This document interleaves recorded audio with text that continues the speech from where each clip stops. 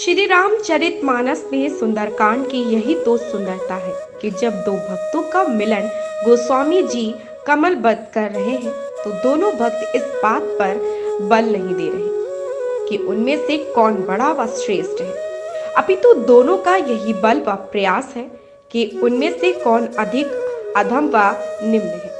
प्रश्न उठता है कि सर्वगुण संपन्न होना तो संसार में निसंदेह उपलब्धि माना जाता है, लेकिन क्या सब और से गुणहीन, लाचार व असक्षम होना भी उपलब्धि है?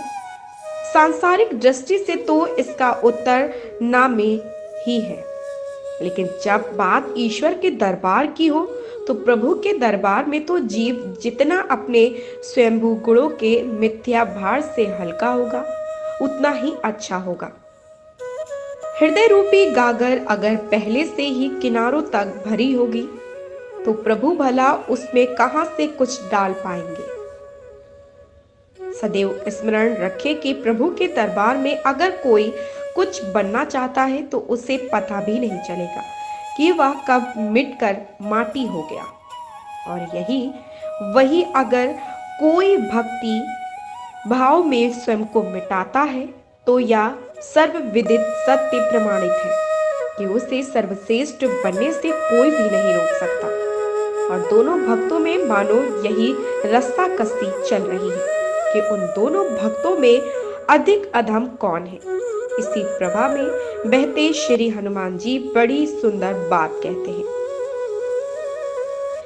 केहू कवन में परन कुलीना, कपि चंचल सभी विधिहीना।